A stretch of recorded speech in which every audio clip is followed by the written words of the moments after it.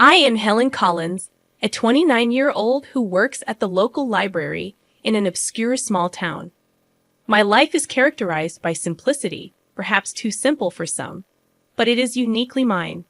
Being the quiet type, I've always found solace in the company of books rather than the clamor of the outside world. The library, an old and cozy building with creaky floors and weathered shelves, is my sanctuary. Despite its imperfections, it is perfect to me. Each day at 8 o'clock a.m., I open the library doors, turn on the lights, and savor the familiar scent of books. This routine, although repetitive, never loses its charm. My parents passed away when I was young, leaving me in the care of my grandmother. She was a kind soul who encouraged my love for reading and learning.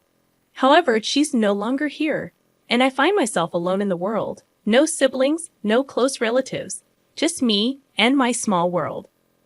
Good morning, Helen. Mr. Jenkins, a regular visitor, greets me as he strolls in. He's an elderly man who spends his days immersed in history books. I reciprocate the greeting with a smile and inform him of the new shipment of history books that arrived yesterday. The day unfolds with familiar faces coming and going.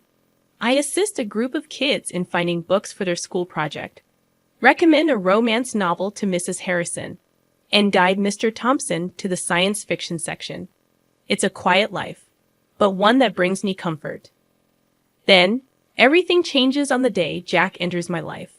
He walks into the library looking for a book, but he doesn't fit the typical profile of a library visitor.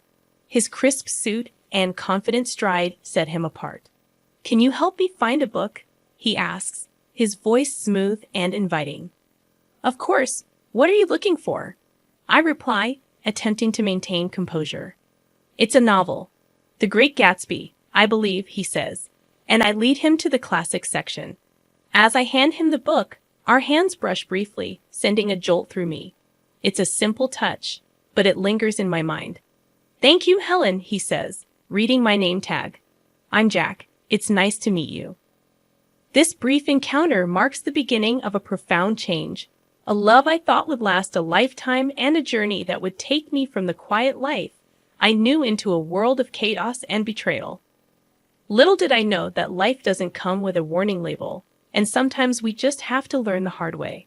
Following that first meeting, Jack becomes a frequent visitor to the library. Despite not appearing to be the reading type, he consistently seeks book recommendations and engages in conversations with me. One day, as I struggle with a box of newly arrived books, he offers to help, and our interactions grow longer with each visit. I discovered that Jack was involved in his family's real estate business, and he proved to be easy to talk to. For the first time in a while, it felt like someone was genuinely interested in me. Then, one day, he surprised me with an invitation. "Helen, would you like to have dinner with me tonight?" His eyes held a hopeful expression. Taken aback, I asked, "Like a date?" He smiled and confirmed, "Yes, like a date." Despite the unfamiliar territory, there was something about him that made me want to say yes. "Okay, sure. I'd like that," I replied, attempting to keep my voice steady. We chose a cozy but not fancy restaurant in town. Over dinner, we talked about everything and nothing, and for a few hours, I forgot about my typically solitary life. Walking home, Jack expressed, "I had a really great time tonight, Helen. You're very different from the people I usually meet." Unsure of how to respond, I simply smiled. He continued, "I'd like to see you again. Would that be okay?" I nodded, "Yes, I'd like that." From then on, we started seeing each other more regularly, going out to dinner or taking walks. It felt nice to be part of something beyond books and quietness. Before long, I found myself falling hard for him. Jack was charming, attentive, and made me feel special. When he proposed, I didn't hesitate to say yes. Looking back, I wish I had seen the signs, known that his charm masked something less pleasant. Love has a way of blinding you, making you ignore warning signs. I was deeply in love, or at least I believe that was. After Jack and I got engaged, things began to change. It started with his disapproving parents, who considered me beneath their son due to my lack of wealth. Meeting them at their opulent house for dinner was nerve-wracking. Margaret and Richard made it clear they didn't like me, questioning my suitability for Jack. Despite their disapproval, Jack stood up for me, strengthening my love for him. Before our wedding, his parents insisted on a prenuptial agreement, claiming it was a formality. With little to lose, I agreed without fuss.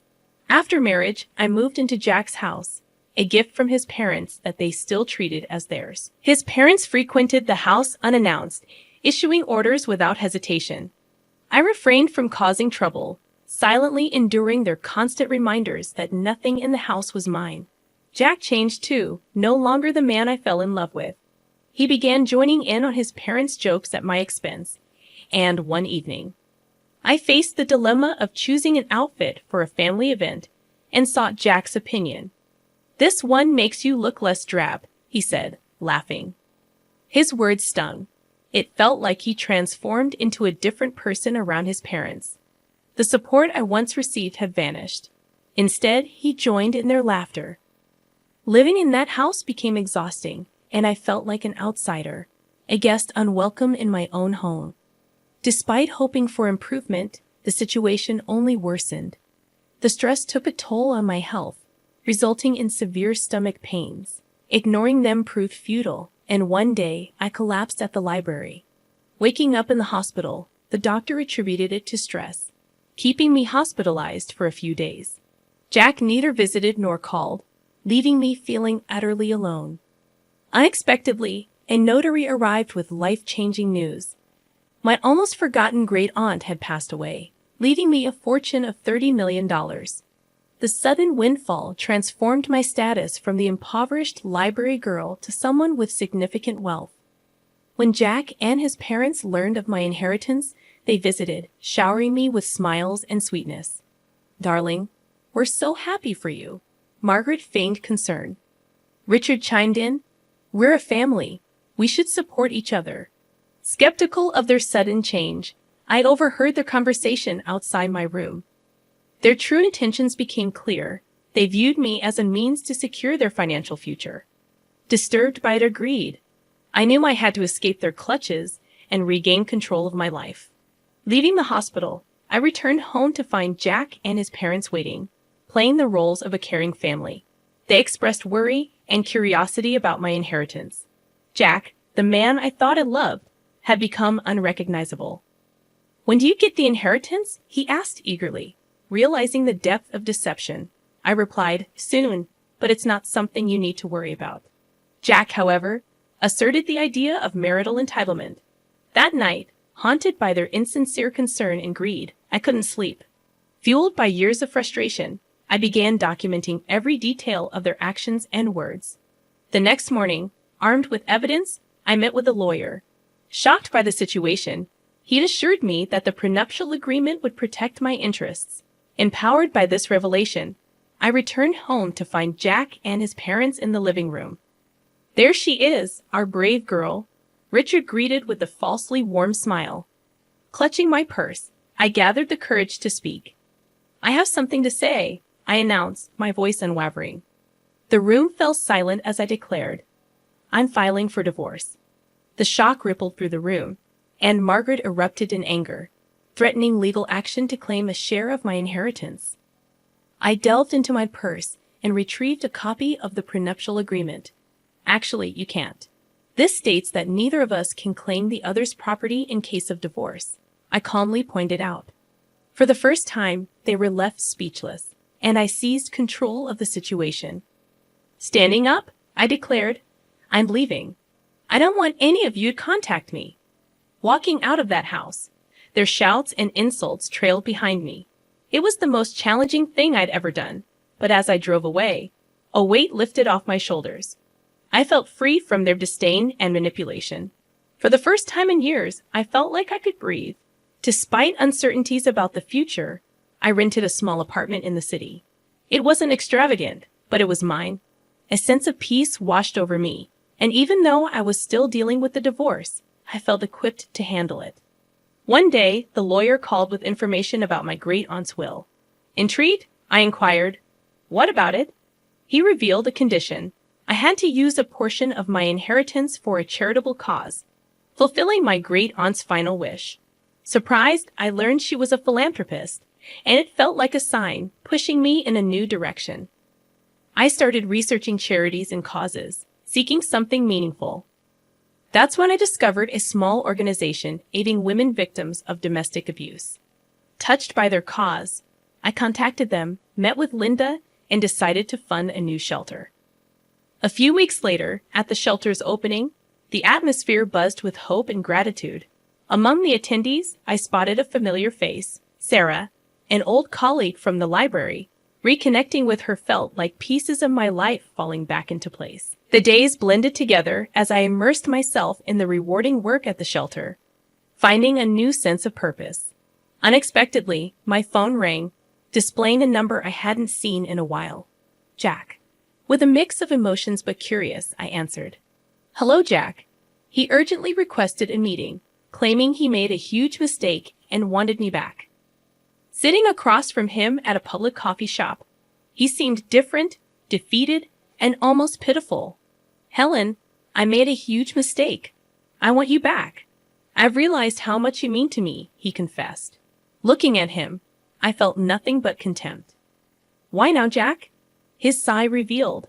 My parents controlled everything. They were the reason our marriage failed. I was weak, but I'm different now. A surge of anger enveloped me. You blame your parents, but you stood by while they treated me like dirt. You laughed with them, Jack, I asserted. He reached for my hand, but I pulled away. Please, Helen, I know I was wrong. I've changed, he pleaded. Staring at him, I saw the man I once loved, but now I felt nothing for him. Changed or not, it's too late. I feel nothing for you, Jack, nothing but contempt. His face fell, and for a brief moment, I glimpsed the man I married, but it faded. I'm sorry, Jack. I've moved on.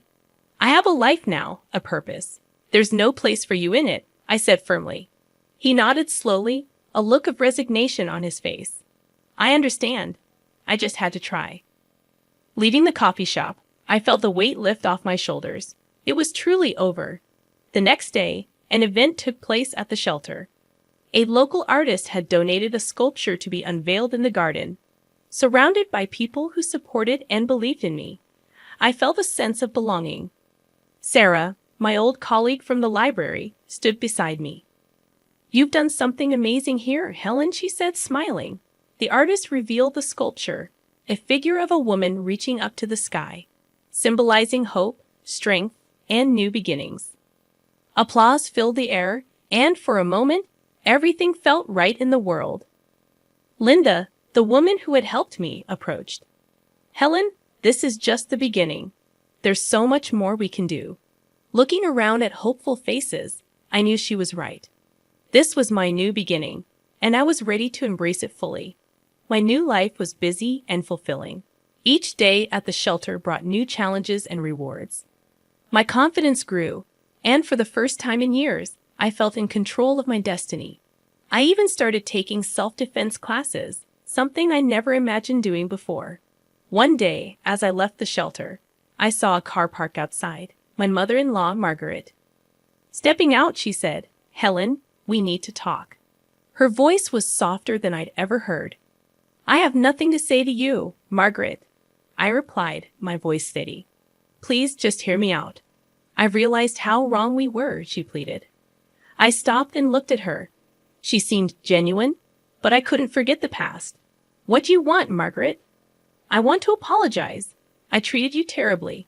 I've lost my son because of it, and I don't want to lose you too. You were like the daughter I never had, she said, her eyes glistening with tears. I felt a pang of sympathy, but I pushed it away.